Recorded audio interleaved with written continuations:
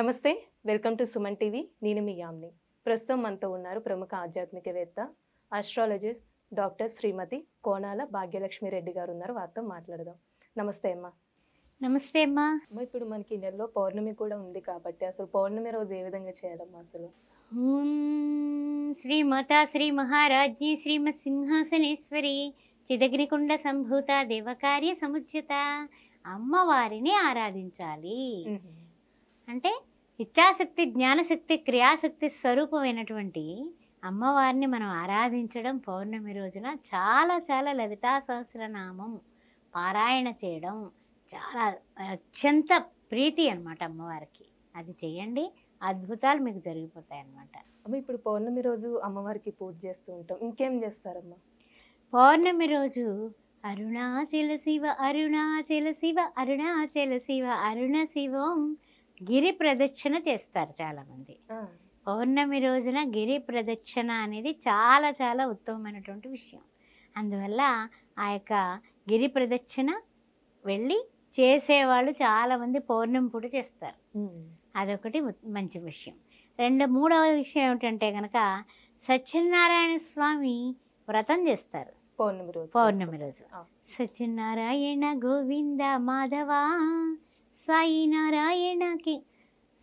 నారాయణ గోవింద కేశవ హరే రామ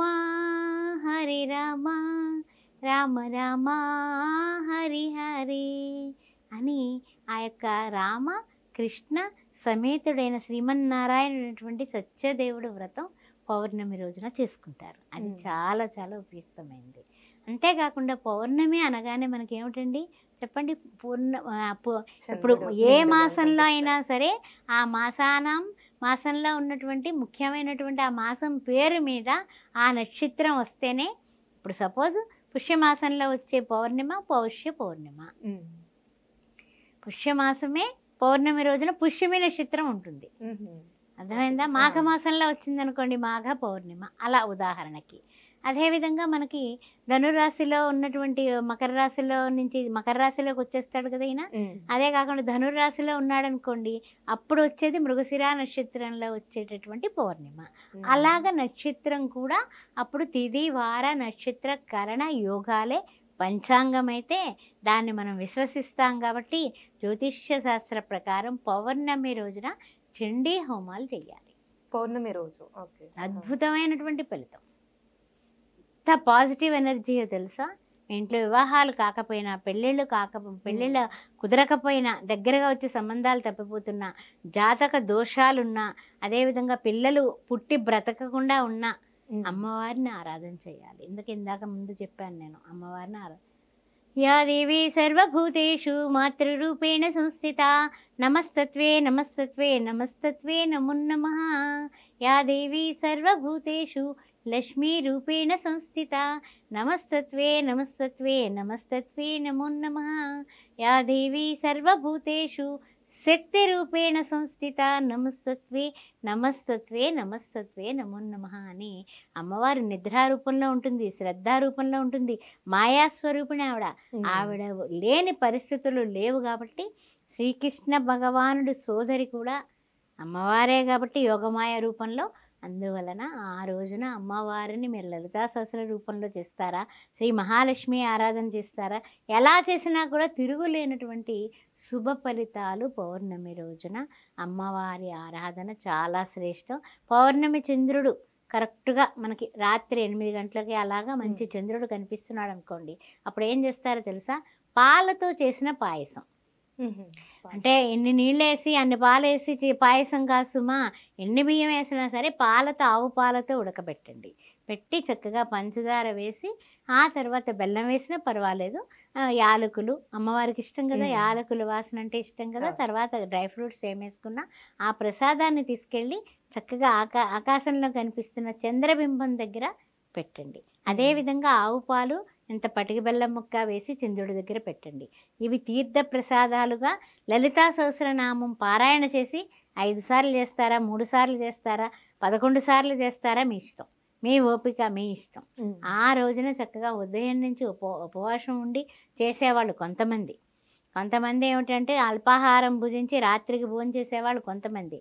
ఎలా చేసినా ఇచ్ఛాశక్తి, జ్ఞానశక్తి, క్రియాశక్తి స్వరూపమైనటువంటి అమ్మవారి ఆరాధన చేయడం చాలా ముఖ్యమైనది పౌర్ణమి పూట. అందువల్ల చక్కగా అది ఒక 45 నిమిషాలు ఆ చంద్ర కాంతిలో ఉంచితే అది ఔషధీకృతం అవుతుంది. మీకు మానసిక రుగ్మతలు కానీ, శారీరక రుగ్మతలు కానీ, ఏవేదైనా చీడా పీడలు కానీ, ఎవరైనా మన గురించి చెడుగా ఆలోచించి మన గురించి తెగ ఆలోచిస్తే మనకి దృష్టి దిష్టి దోషాలు కలుగుతాయి కదా, అవన్నీ కూడా పోతాయమ్మా. ఈ పౌర్ణమి రోజు చేసుకుని ఇంకా మంచిది. మీరు కనీసం అపార్ట్మెంట్లో ఉన్నా పర్వాలేదు, పైకి వెళ్ళి చక్కగా మేడ మీద పెట్టండి, పెట్టి అక్కడ కూర్చోండి, లలితా సహస్రనామం పెట్టుకొని చక్కగా వినండి, చదవండి. అలా మీరు ఏమైనా సరే మన చేతిలో ఉందమ్మా. మన కాలం మన చేతిలో. కాలాయ నమః, కాల స్వరూపాయ నమః, కాలాయ నమః అంటారు.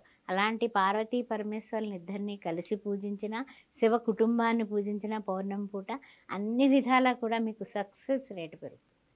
జనవరి 25వ తారీఖున కదా ఈసారి పౌర్ణమి. అవును కదా. ఆ రోజున పుష్యమి నక్షత్రం ఉంది కదా. గురు పుష్య యోగం ఉంది. బంగారం కొనుక్కునే వాళ్ళు దుర్ముహూర్తం, వర్జము, రాహుకాలము, యమగండ కాలము చూసుకొని క్యాలెండర్లో లేని టైంలో వెళ్ళి కొనేసుకోండి. కొంచెం గుండు సూదంతా కొనుక్కున్నా సరే తర్వాత దబ్బనం అంత బంగారం కొనగలుగుతారు. మామూలుగా అయితే మనకి ధనత్రయోదశి అలాగా ఈ పౌర్ణమి పుష్యమాసంలో వచ్చేటటువంటి గురు పుష్య యోగంతో ఉన్నటువంటి గురువారం నాడు వస్తుంది. గురు పుష్య యోగంతో ఉంది. అందువల్ల అద్భుతం జరుగుతుంది. చక్కగా కొనుక్కోండి. అన్ని విధాల యోగదాయకంగా. ముఖ్యంగా పుస్తుల తాళ్ళు పెరిగిపోయినా, పుస్తుల తాళ్ళు మార్చుకోవాలన్నా, లేకపోతే కొత్త పెళ్లి కూతురికి మంగళసూత్రాలు కొనాలన్నా, ఇలా ఏదైనా సరే మంచి పని చేయడానికి గోల్డ్కు సంబంధించింది ఈ వేళటి రోజున బ్రహ్మాండం అద్భుతంగా మీరు ఇంకా ఇంకా అభివృద్ధి ఎత్తిపోతారు. ఈ విషయం గుర్తుపెట్టుకోండి. చాలా చక్కగా తెలియజేశారమ్మా. ధన్యవాదాలు. శ్రీమత్రే నమః.